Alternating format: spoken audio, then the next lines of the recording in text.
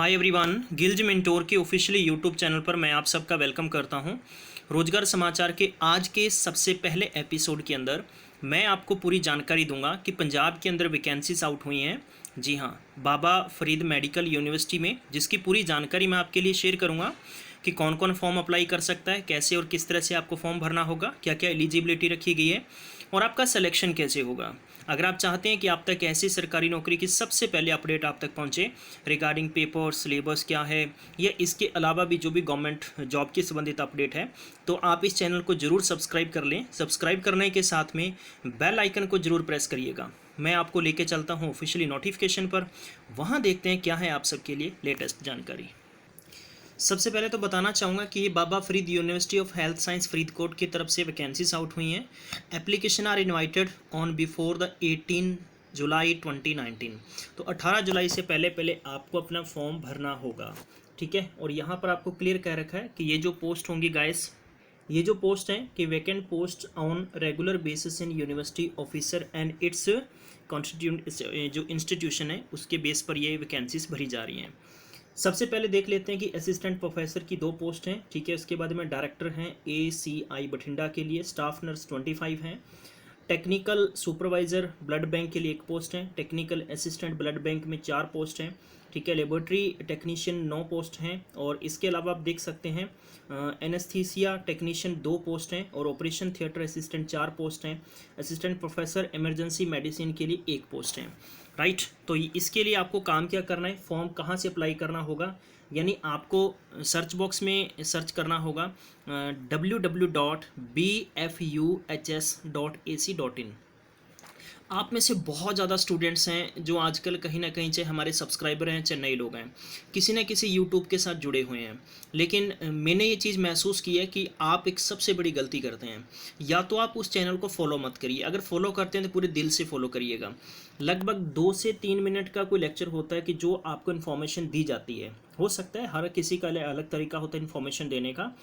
तो बहरहाल बहुत ज़्यादा स्टूडेंट्स ऐसे हैं कि वो किसी भी प्रॉपर तरीके से 2 से 3 मिनट की वीडियो को देखना उचित नहीं समझते हैं, तो उन्हें इन्फॉर्मेशन पता नहीं चलती। बाद में वही स्टूडेंट्स कमेंट में पूछते हैं कि सर इसकी लास्ट डेट क्या है, सर इसकी फॉर्म भरने की डेट क्या है, ये फॉर्म कैसे भरा जाएगा, इसका लिंक कहाँ है।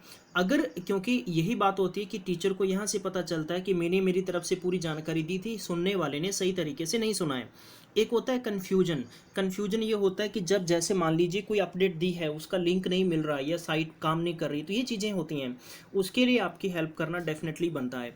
तो आप ज़रूर देखा करें, ज़रूर आगे शेयर किया करें, क्योंकि इसको एक ऐसा नहीं समझा करें कि हाँ यार हमें क्यों कहा इस बंदे ने भी आगे शेयर कर दें, इसका बेनिफिट होगा। ऐसा कुछ नहीं है, क्योंकि एक ई लर्निंग का फ़ायदा ये होगा। आज डिजिटल इंडिया के तौर पर काम की बात करें तो मैक्सिमम बच्चों के पास यही होना चाहिए कि आपको किसी भी बुक शॉप पर जाकर बार बार नहीं पूछना पड़े कि कौन सी भर्ती आई है, बार बार आपको गूगल पे सर्च नहीं मारना पड़े, क्योंकि आपको ऑथेंटिक एक प्रॉपर जानकारी एकदम स्टिक मिलती रहेगी। तो गाइज इसके लिए जो आप पे स्केल देख सकते हैं, मैं आपको बताना चाहूँगा कि 7 तरीके के अलग अलग पोस्ट हैं, जिसका पे स्केल आप स्क्रीनशॉट लेकर भी देख सकते हैं। एक्सपीरियंस की बात करते हैं तो यहाँ पर बेसिक क्वालिफिकेशन है MD MS होना जरूरी है, 3 साल का कम से कम एक्सपीरियंस होना जरूरी है।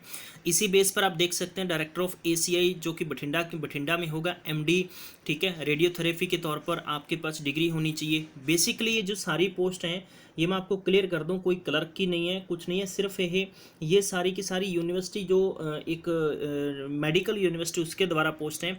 पर इतना ज़रूर है कि जिन लोगों ने कुछ पोस्ट ऐसी हैं इसके अंदर कि जिनके पास जैसे कि BSc नर्सिंग कर रखी है, राइट, MSc कर रखी है, ब्लड बैंक हो गया या लेबोरेटरी टेक्नीशियन हो गया, जिनके पास एक्सपीरियंस है या जो कोई ना कोई किसी न किसी प्राइवेट हॉस्पिटल के अंदर काम कर रहा है, कर रही हैं, तो कम से कम उनके लिए बहुत अच्छी न्यूज़ है ये। तो प्लीज़ इसको ज़रूर शेयर करिएगा, ठीक है। इस फॉर्म भरने की जो डेट होगी मैं बताना चाहूँगा कि यहाँ पर आपको 1500 रुपये दे रखे हैं, SC ST को 750 रुपये हैं और 3, 5, 8 के लिए 500 रुपये जनरल के लिए होगा और 250 रुपये SC ST के लिए होगा। अपर एज की बात करते हैं तो 45 साल दे रखा है और SC ST अदर हैं उसके लिए 45 साल की एज होगी, क्योंकि 5 साल की छूट आपको मिलेगी। Age relaxation age per the honourable high court Punjab and high court के द्वारा जो दी गई छूट है वैसा ही मिलेगा।